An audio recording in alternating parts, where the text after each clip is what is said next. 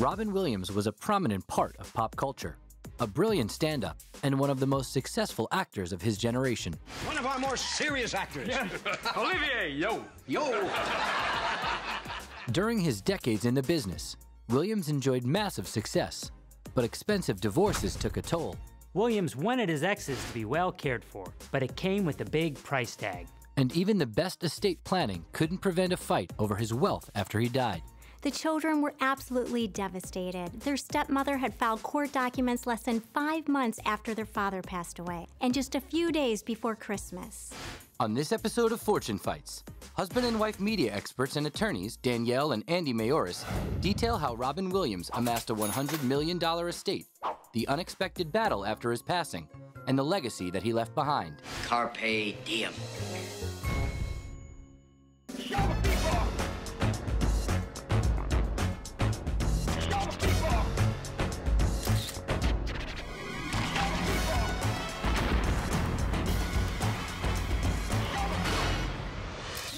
Monday, August 11th, 2014, began as another beautiful summer day in Northern California.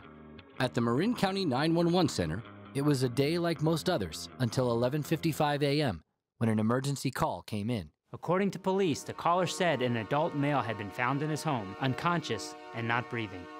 Emergency responders raced to the home, located in the tiny upscale town of Tiburon, near San Francisco. Neighbors noticed the emergency vehicles descending upon their celebrity neighbor's home, Robin Williams. Williams shared the home with his wife of 3 years, Susan Schneider. Neighbors said Williams had always been friendly, but they hadn't seen much of him lately. Not long after emergency responders arrived, TV trucks began showing up. I have a prepared statement. 3 hours later, police announced devastating news. The male subject, who was pronounced deceased, has been identified as Robin McLaurin Williams. He was 63. Robin Williams was such a major star. It was a complete shock. We had known his work for decades, everything from his stand-up comedy routines to his starring roles on television, his numerous films, and even Broadway. Tigers are atheists. When an atheist suddenly finds himself walking around after death, he's got some serious reevaluating to do. Even more shocking was the suspected cause of death. The coroner's office said that the death appeared to be caused by suicide due to asphyxia, but they needed a full autopsy before issuing a final conclusion. An hour after the medical examiner announced the suicide, Robin Williams' publicist released a statement saying he had recently been battling depression. As the shocking news of his death traveled, the remembrances began pouring in. It's no exaggeration to say that Robin Williams was well loved by his fans all over the world. In fact, right after his death, tributes started coming in from co-stars, fans, and everyone on all the corners. Williams' wife Susan also issued a statement. She said not only did she lose her husband and her best friend, but the world lost one of its most beloved artists and beautiful human beings. Within hours of his death in San Francisco, fans began leaving messages and loving remembrances at the house from his beloved film, Mrs. Doubtfire. Williams' star on the Hollywood Walk of Fame was also transformed into a memorial by grief-stricken fans, and Broadway dimmed its lights in honor of one of their own. With the outpouring of love and grief, there were also questions. How could this have happened? Still, there were more questions surrounding the division of his estate between the surviving members of his family. Before Williams passed away, he had already begun downsizing. His 2 divorces had cost him upwards of $20 million, and he had come out publicly and said how expensive divorce was. Kiss your assets goodbye. As a beloved comedy giant and brilliant actor of his generation, Robin Williams' fame and fortune attracted lovers, fans, and a slew of legal battles.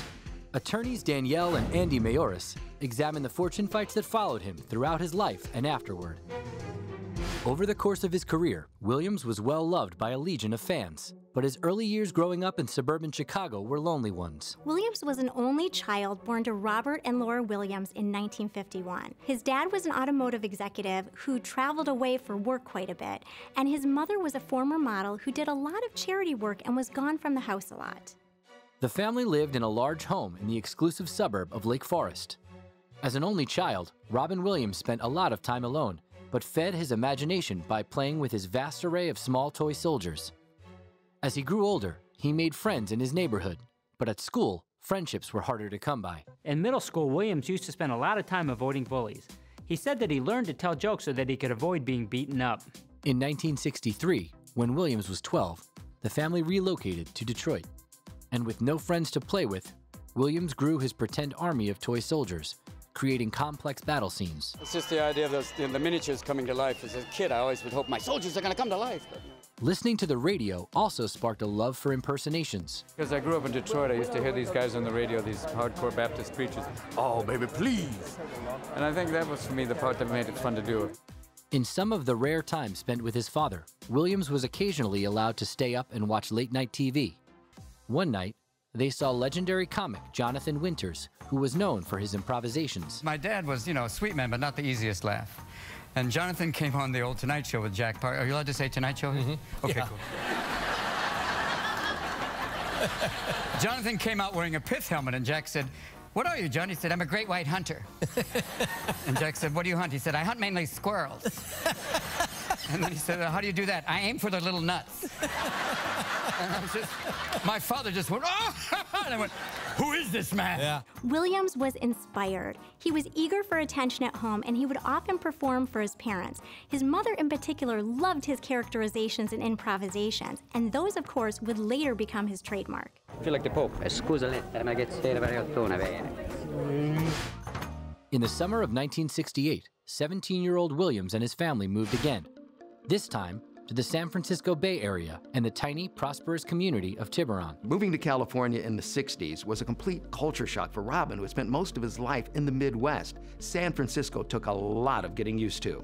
Redwood High School, where Robin Williams enrolled as a senior, was a sharp contrast to the strict college prep high school he attended in Detroit. But Williams blossomed in California, where school uniforms were replaced by blue jeans and tie-dye shirts. After high school, he moved south to attend Claremont Men's College, in a small town 40 miles outside Los Angeles. Williams went to Claremont to study political science, but there he took a theater class, and it changed everything. He started excelling in theater and flunking all of his other classes. After 1 year, his father said, "I'm not paying for this anymore," and he made him come home. For the next 3 years, Williams lived at home while studying acting at the local College of Marin. Robin told his father that he wanted to pursue a career in acting, and his father said, "Well, it's great, follow your dreams, but you also need a backup plan, like welding." Welding would have to wait. Williams was fiercely committed to performing. In 1973, at 22, he earned a 4-year scholarship to study drama at the prestigious Juilliard School in New York. The classical training at Juilliard wasn't a good fit for Williams' freewheeling acting style.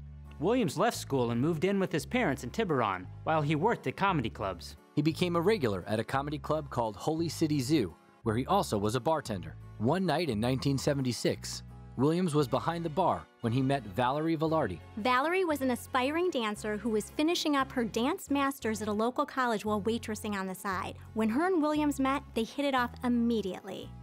At 26, Velarde was a year older than Williams and was charmed by his quick wit and humor, while he was drawn to her Italian beauty.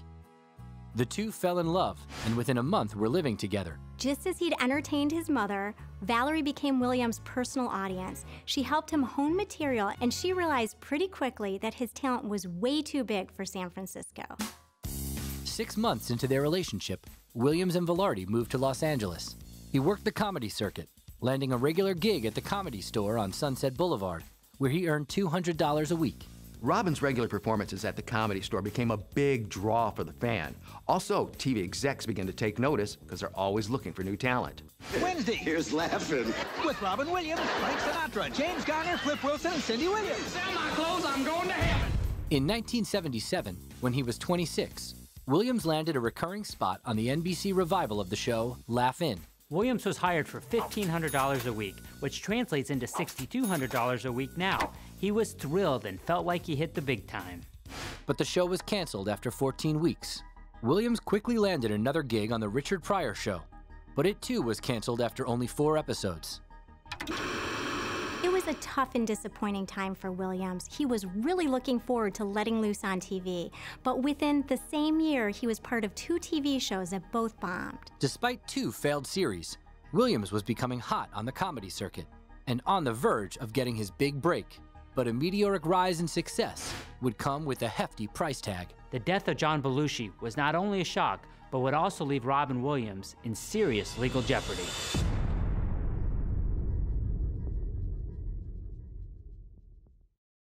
By 1978, Robin Williams had been working the LA comedy scene for a year and a half. He was a regular at the Comedy Store, drawing big crowds. And although 2 attempts at TV series work had failed to take off, he was getting a lot of attention. Honey, someone's coming for an autograph.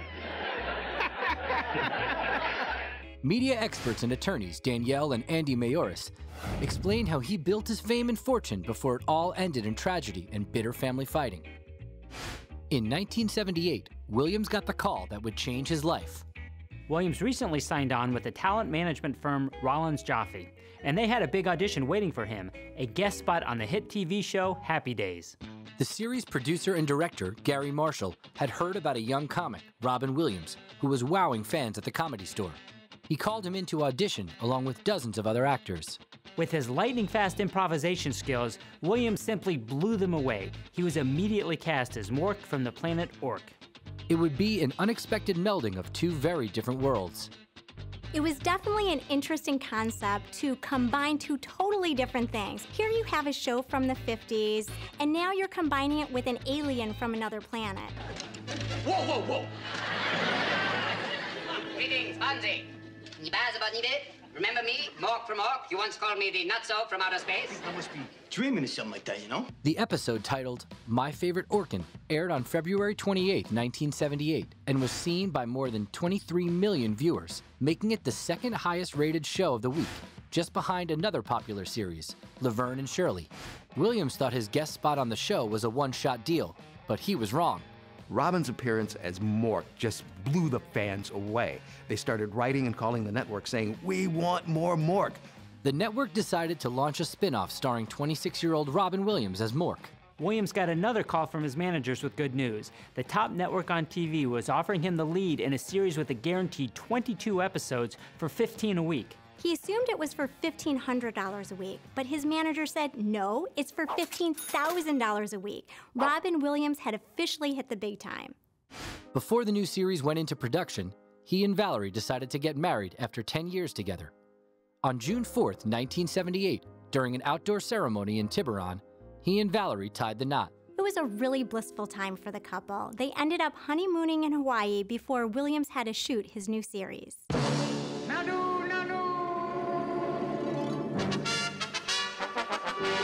The series, Mork and Mindy, starring Williams as Mork and Pam Dauber as Mindy, was an instant hit. Williams signed a contract reportedly valued at $3 million for 5 years. In 1979, his management team renegotiated the Mork and Mindy deal. They were able to double his salary to $30,000 a week. During the series' 4-year run, Williams got to work with his idol, Jonathan Winters, when he made a guest appearance on the show, playing Mork's son. Maybe you and I could band together against him. We'll be the best father and son team since Raymond and Aaron Burr. In between seasons, he kept doing live stand-up performances. He also took another leap during his hiatus from the show, this time onto the silver screen. Williams' management team had long thought that he was made for the movies, and they ended up having a film in mind. It was a $20 million Disney musical based on the comic book character Popeye. Williams took the part after being encouraged by his good friend and former Juilliard buddy, Christopher Reeve, who found success playing another comic book character, Superman. Williams' deal for Popeye took him to an entirely new level. He was paid $500,000 plus a small percentage of profits. In 1980, this was a big deal. Popeye, starring 29-year-old Williams in the title role, earned him $500,000 and opened in December 1980 to mixed reviews. It earned $50 million at the box office, making it the 12th highest-grossing film of the year, but still wasn't the blockbuster Williams had hoped for. He went back to shooting Mork and Mindy, but unfortunately things weren't going so well. The ratings started to slip in the 3rd season, and so did Williams. What were your days in television like then compared to what we're experiencing now? I don't remember a lot because I was on everything but skates back then. Is that true? Very much so. Thank God that TMZ didn't exist back then because I would have been 24 hours. Hi, what are you doing? Hey, hi, nice to meet you. His meteoric rise in Hollywood, with all its money and fame, had also come with supersized temptations, including drugs, alcohol, and despite being married, women. One time I came in, I was so hungover, the director gave me notes. He would go like, Robin, wake up, we want you on that side of the stage. Wow. It was rough. Having worked the comedy club circuit, Williams was no stranger to drugs and booze, but as his celebrity grew, so did his substance abuse. It's very common to see someone's alcohol or drug abuse surface and increase. When one's career is on the rise, it often adds additional stress and pressure. In the early 80s, Williams was heavily into drinking and taking drugs, sometimes with another comedian who shot to stardom, John Belushi. But on March 5th, 1982, it all came to a tragic end. John Belushi had been staying at the Chateau Marmont right off the Sunset Strip. Now, after Robin Williams got done with one of his sets at the Comedy Store, he decided to go over and visit Belushi. Also there that night was actor Robert De Niro, as well as a woman named Kathy Smith, a former backup singer and groupie who had easy access to drugs. Williams would later say he didn't stay long because Smith made him uncomfortable. The next day on this set of Mork and Mindy, Williams' co-star Pam Dauber had some tragic news to share with him. John Belushi had died. Hearing that news shook Williams to his core. He'd just been with Belushi a few hours earlier. Making matters worse, Kathy Smith reportedly admitted to injecting Belushi with a deadly combination of heroin and cocaine, known as a speedball. She also claimed that Williams and actor Robert De Niro had done cocaine with Belushi the night he died. Kathy Smith faced a potential second-degree murder charge. If so, Williams and De Niro could also be charged under California's felony murder statute. Williams ended up testifying before a Los Angeles grand jury, and he admitted he had done cocaine that night. But neither Williams nor De Niro were ever charged with any crimes or even police suspects. Kathy Smith, however, was charged with second-degree murder. She ended up pleading to involuntary manslaughter as part of a plea deal with prosecutors. She was sentenced to 3 years in prison. Having had the potential to derail his career and future success, the death of John Belushi was a huge wake-up call for Williams. He had been living in the fast lane for quite some time. He realized how dangerous and risky it was. Hard partying and womanizing had taken a toll on his 4-year marriage as well. After Belushi's death, he recommitted to his wife Valerie and cleaned up his act. He cut back on his substance use and his alcohol consumption dramatically, almost to the point of nothing. That summer, Velarde became pregnant, and the next spring, she and Williams welcomed a son, Zachary.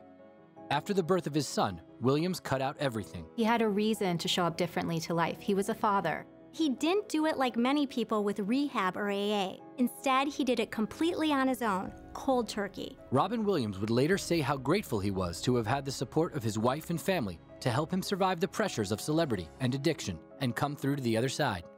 With Williams' sobriety came a new direction and new heights in his career.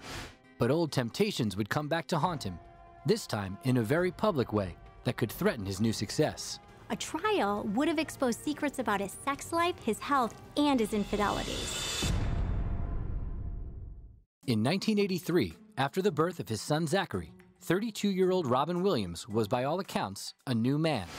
After years of drug and alcohol abuse, he was completely clean and sober. And professionally, Robin Williams was on top of the world, finishing up a 4-season run on the hit TV series Mork and Mindy, performing stand-up comedy on stage and TV.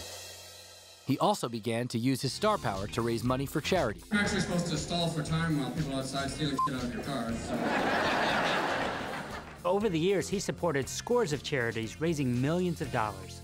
But it wasn't all comedy all the time. Williams, with his classical training, was also drawn to drama, and he wanted to be taken seriously as a dramatic film actor. In 1982, he appeared in the movie The World According to Garp. 2 years after that, Moscow on the Hudson. Both were critically acclaimed, but they didn't do all that great at the box office. His critical success may have been good, but his personal life was another story. In 1984, after 6 years of marriage, Williams was struggling to stay faithful. Robin really tried to be a good husband and father, but he had some other vices that took him down some different roads, including an extramarital affair with Michelle Carter, who happened to be a waitress at the time. The affair began in 1984 and lasted about 2 years. After it ended, Carter filed a multi-million-dollar lawsuit. Carter sued Williams and claimed that he didn't tell her that he was infected with herpes. Carter was seeking $6 million in damages for negligence and infliction of mental suffering. Such a case was not without precedent.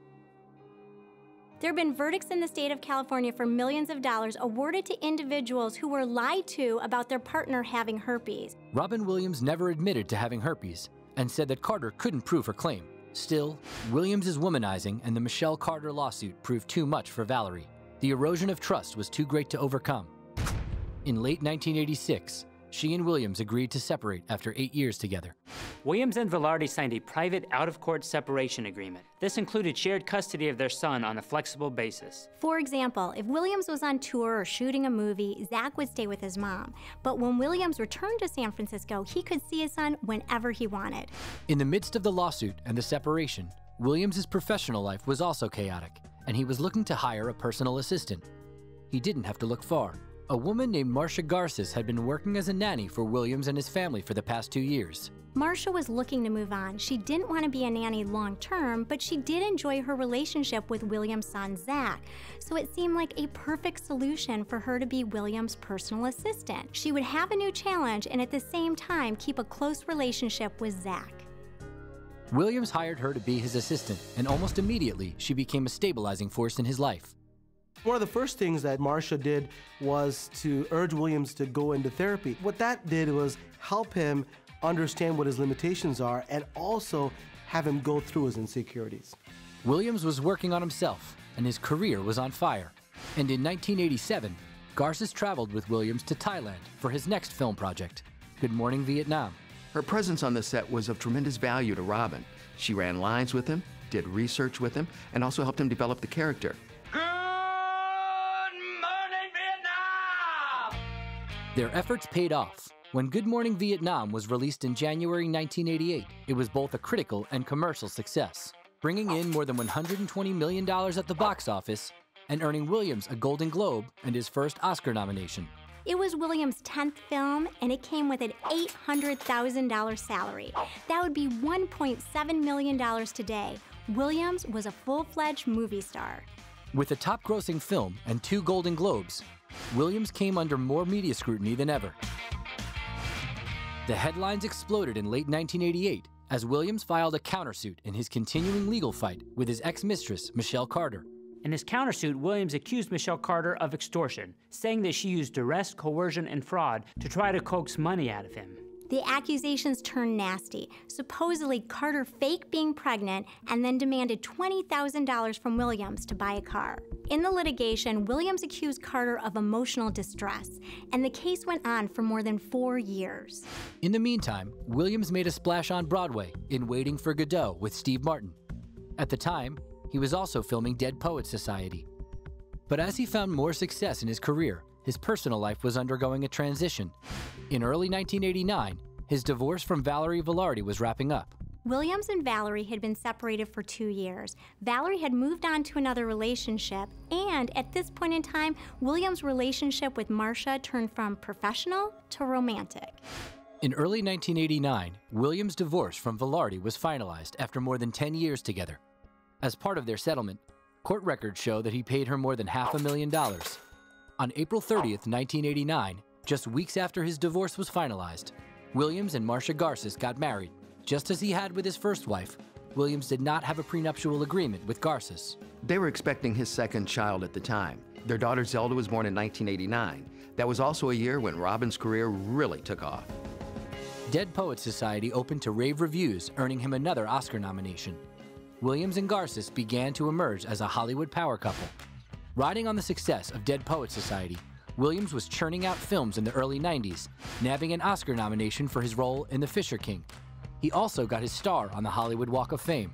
It's amazing. It's really nice to have something like this. It's kind of a Hollywood tradition to be walked all over next to Dinah and Roderick and all these people up and down here. That same year, Williams and his wife welcomed a second baby, a boy named Cody. As a film actor, he was at the top of his game. With Oscar nominations, now he could command a $1 million salary, and he did when he got the role for Hook in 1991. But the next year, Williams' legal fight with ex-mistress Michelle Carter took center stage again. In August 1992, Williams tried and failed to have her lawsuit thrown out. The case was going to trial. This case, with lurid details about marital infidelity and STDs, had the potential for destroying Williams' career. Rather than taking the chance, on the eve of the trial, Williams decided to settle for a confidential amount. The case was settled out of court. Whatever amount Williams paid, it must have been substantial. Williams faced a significant financial risk if he didn't settle. With his reputation intact, Williams performed in the animated Disney film Aladdin, which opened in late 1992 to rave reviews and big box office numbers. Al, if you want a winner, Just be yourself. Thanks, Genie. It was Disney's biggest animated feature to date, raking in $500 million worldwide. Much of the credit goes to Robin Williams. His brilliant performance led the Golden Globes to create its first ever Special Achievement Award, presented to Williams in 1993.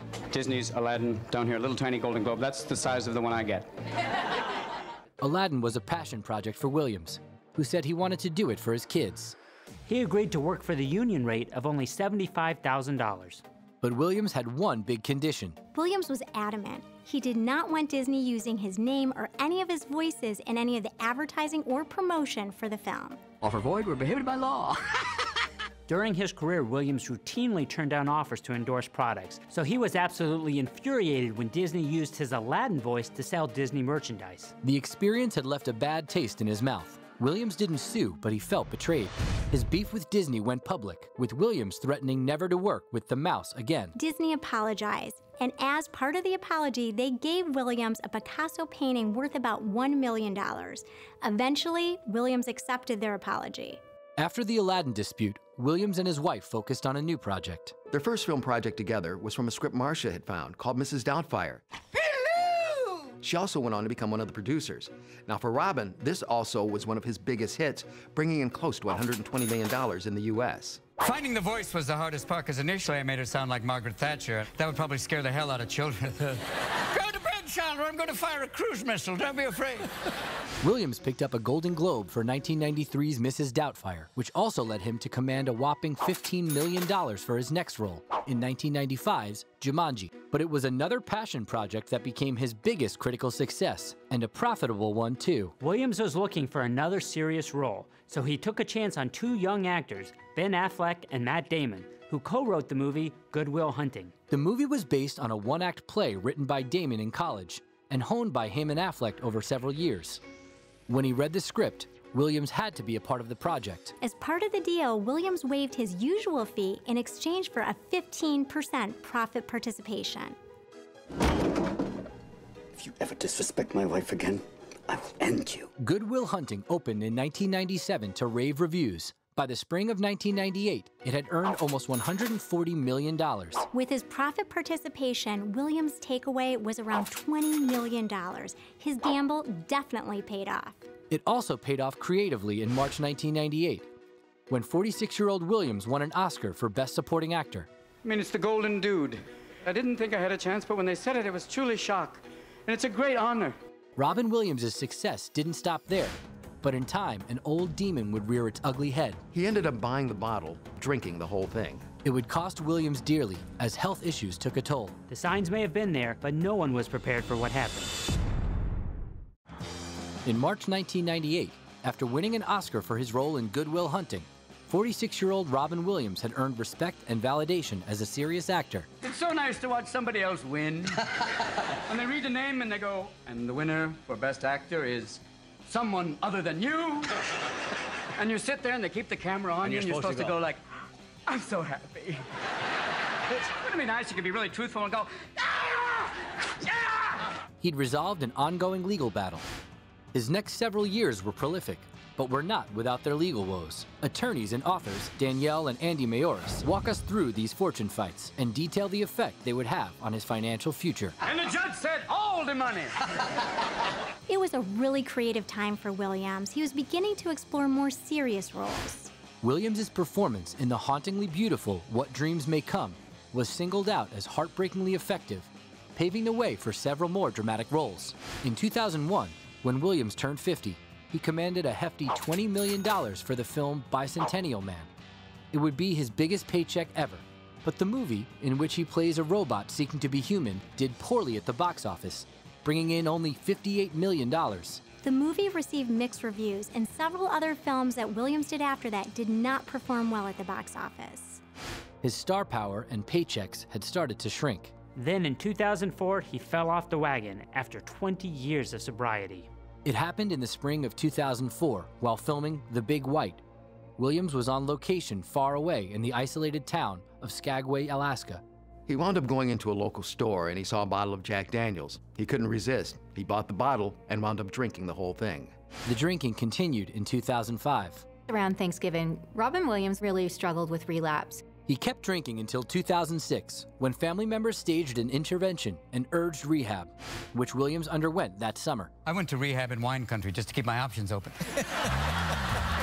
That fall, he received a Lifetime Achievement Award from the Hollywood Film Festival and joked about being grateful. A lifetime achievement, good. I'm still continent. I didn't have to put on the special pants. And it's nice to be here and among people that I admire, which is kind of cool. Remarkably, Williams appeared in a total of 6 movies in 2006, including Night at the Museum, which came with a $5 million paycheck.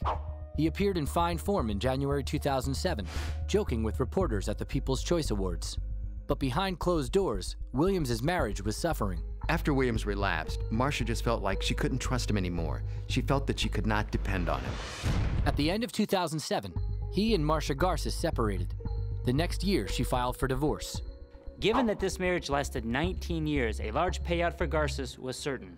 California is a community property state, so any assets acquired during marriage, including income and appreciation of assets, have to be divided on a 50-50 basis. It appeared they did not have a prenup. One would think that Williams would have insisted on a prenuptial agreement after going through his first divorce, but shockingly, it doesn't appear that they had one. Garces reportedly got millions in the divorce. They eventually settled the divorce. The settlement noted that Williams earned $650,000 per month. Garces wasn't doing too bad either. She earned over $383,000 monthly. When everything was finished, the divorce process took roughly 2 years. Both divorces were expensive, reportedly costing Williams at least $30 million. Divorce from the old Latin word divorcarum, meaning having your genitals torn out through your wallet.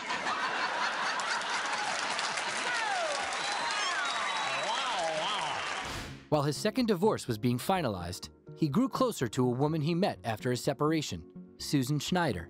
The story of how these two met was Robin was in the Apple store. Susan approached him and said, "Hey." Schneider was an artist and designer, and the two hit it off immediately. The two had a lot in common. They were both lifelong residents of Northern California. They had children from previous relationships, and they were both recovering alcoholics. In 2009, she joined Williams when he was on the road for a new comedy tour, Weapons of Self-Destruction. And you get out there for 90 minutes, and it's riveting. But it's cheaper than therapy a lot of time. Just a few weeks into the tour, while in Miami, Williams couldn't go on. While backstage, Williams began hyperventilating and clutched his chest. Williams had to cancel the show and was brought to a hospital where he learned that he would need open heart surgery to replace an aortic valve. On March 13, 2009, Williams underwent heart surgery at the Cleveland Clinic in Ohio. It was successful. He was able to go back and do his stand-up show, but he would not be able to do what he did before and had to slow down from the life he had before surgery. He didn't have one film credit in 2010. In 2010, his divorce from Marcia Garces was finalized, and the next year, he got back to work, but not on screen.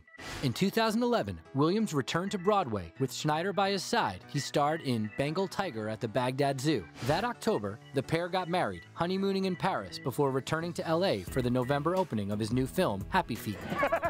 Hey, are you right now? I'm really happy. This is the best. Fully recovered from his heart surgery and leading a healthy, sober lifestyle, Williams talked about his happy home life. My wife is amazing. I just look at her and all of a sudden, I'm happy. It's amazing. Williams kept working in 2013 with ensemble roles in several hit films, and he returned to a TV series, the first since Mork and Mindy 3 decades earlier, this time appearing in The Crazy Ones on CBS. Williams was paid $165,000 per episode. He said he liked the steady work, plus he told friends he needed the money. Williams had continued making alimony payments to both ex-wives and had complained that both divorces cost at least $20 million. Now, Williams was still a star, but he wasn't raking in the money that he used to. In fact, in 2013, he put his Napa Valley home up for sale. At age 62, Williams was beginning to struggle with a variety of troubling ailments, including what appeared to be depression. In Robin's case, all of a sudden, he can't do what he normally does. The series The Crazy Ones was canceled in 2014, and after production wrapped in February, Williams' symptoms got worse. His wife later stated that her husband believed he was losing his mind. Then in May 2014 came devastating medical news. Robin Williams was diagnosed with Parkinson's disease. He was not willing to divulge that information publicly. The next several months were increasingly difficult. Williams' anxiety and depression got worse. Depression can be a lethal disease. People don't realize that. #1 reason for suicide is what? Uncontrolled depression. Sleepless nights and thrashing around in bed forced him and Schneider into separate bedrooms. On the night of August 10, 2014, Williams was restless, going in and out of her bedroom several times before going to his bedroom at 10:30. When Susan got up the next day, she noticed that Williams' bedroom door was closed, and she thought this was a good thing and that he was finally catching up on some much-needed sleep. Schneider went out to run some errands, but at 11 a.m., an assistant saw Williams' door was still closed and was locked. She slipped a note under the door asking if he was okay, but there was no response. At about 11:45 a.m., the assistant texted Susan and said she was going to go in the bedroom and wake Williams up. The assistant used a paperclip to open the locked bedroom door. Inside, she made a horrific discovery. Williams had hanged himself with the belt. There was no note, and Schneider told police Williams had never talked of suicide. As the world reacted with shock and grief, an autopsy would reveal a misdiagnosis. It turned out that Robin Williams did not have Parkinson's. While a contentious court battle broke out over Williams' last wishes. Court documents filed by the two sides outlined a bitter dispute over money and property. I have a prepared statement. The male subject, who was pronounced deceased, has been identified as Robin McLaurin Williams. In August 2014, the world was reeling from the sudden death of legendary comedian and actor Robin Williams, who was found dead in his California home at the age of 63. Neighbors say they would often see Robin Williams riding his bicycle down the street. In fact, as recently as last week, they say he seemed happy. Reaction came pouring in from friends, fellow comedians, actors. Everyone was paying tribute to Robin Williams. Makeshift shrines were put up around the country, and the internet was blowing up with reaction and grief. One of the most widely circulated images was bittersweet. It simply read, "Genie, you're free." The tender salute to Williams, who played Aladdin's genie, was viewed an estimated 69 million times. The police said that Williams died from suicide, but friends said he never would have knowingly subjected his family to that much pain. They wondered how much his medical condition could have played into it. His family was devastated. His son Zach was 31, his daughter Zelda was 25, and his son Cody was 22. They were all stunned. But an autopsy showed Williams did not suffer from Parkinson's disease as originally diagnosed. It was discovered after the autopsy that he had suffered from Lewy body dementia. Lewy body disease is a degenerative disease of the brain. One thing was certain. Williams made sure to put his affairs in order years before by setting up a trust. He updated it regularly, the most recent time being in 2012 after he married Schneider. He went to a lot of trouble going through that planning. What we know publicly is that there were at least 4 trusts that he had. He had the Home Sweet Home Trust that held his real estate. He created a children's trust to provide for his children during the course of his divorce with Marcia. He also created the Susan Trust pursuant to his prenuptial agreement in 2011. And he had the Robin Williams Trust, which he amended in 2012. Robin Williams was very clear-cut about what he wanted. Williams' trust carefully described what he wanted to pass on to his 3 children. Specifically, this trust said that his 3 children would receive his clothing, his jewelry, and any personal photos taken before his marriage to Susan, along with any of his memorabilia and awards. Susan would get to live in the Tiburon property for the rest of her life and have all of the expenses associated with it paid. In addition, Susan would get any of the personal effects in that property that weren't already designated for the children. But just months after Williams' death, a court battle broke out when his widow, Schneider, filed a petition accusing his children of removing items from her home without permission. Schneider alleged that the children acted fast on acquiring assets from the trust. She said that lawyers and the 3 children took everything from the home before it could be determined what would be left for her, including even her wedding gifts. However harrowing Schneider made the situation seem, the trustees may have simply been taking an inventory of the items in the Tiburon home. That was part of their job. This certainly wouldn't be uncommon in a case like this. The Williams children, who were very close-knit and who still considered Schneider as a newcomer to their family, fought back. Williams' children responded to the court filing by claiming that they were heartbroken. They described Schneider's court petition as an attempt to challenge their father's wishes and believed that she had blatantly attempted to alter the trust provisions, which were already clear and unambiguous. Surprisingly, Schneider included a brazen request that the court exclude all items in the Tiburon house from the list of property going to the children, even though the trust specifically instructed otherwise. With Williams' $50 million estate at stake, some were concerned about Schneider's motive for the court filing. But it's harsh to judge Schneider's decision to go to court purely from that view. This was obviously an emotional time for her. Her husband had just committed suicide after a difficult battle with a terrible disease. In a legal statement, Susan referred to Robin's memorabilia from his Hollywood career as knickknacks. Now, his kids took offense to that, because to them, this was their dad's prized possessions and stuff that he really loved. For some, including Williams' children, Schneider's legal actions confirmed suspicions that she was a gold digger. The children dug in their heels. The court fight dragged on for months. The children were absolutely devastated. Finally, after 8 months, a settlement was reached. In spite of all the nastiness, they eventually reached a settlement agreement. And when they did, it was pretty simple. Susan would receive a bike, a watch, and all of their wedding gifts. Schneider also received enough support to continue living comfortably in the Tiburon home for the rest of her life. The Williams children received almost everything else they had asked for, including about 50 bikes, 85 watches, 1,000 different items from Robin Williams, including his Academy Award. Financially, the children were well cared for. At the time of Williams' death, Forbes reported he had an estimated net worth of $100 million. Williams' children were supposed to receive a 1/3 split of his remaining fortune according to the terms of his trust. Each child would receive 1/3 of their shares over time in installments at the ages of 21, 25, and 30. When you use a trust properly, it avoids things coming into the public eye and it keeps all your affairs private.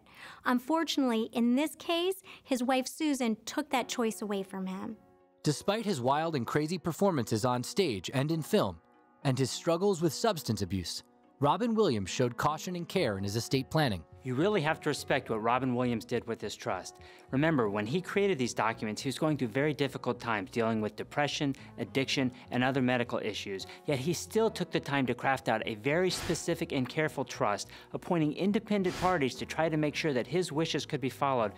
Without carefully written provisions, the court battle could have lasted much longer. No one can completely eliminate the chances of a court fight over a will or trust. He actually did a good job spelling out his wishes, so it's really not surprising that they're fighting over personal property. What is surprising is they're fighting over personal property in spite of the fact that Robin Williams carefully laid out his wishes. A valuable lesson from a man who also left behind a wealth of entertainment to be treasured for generations to come. You don't have to be a celebrity or even a multimillionaire to benefit from a trust. Everybody of all different ages and demographics, if they want to decrease family fighting, maintain their privacy, can benefit from a trust. We can all learn from Robin Williams.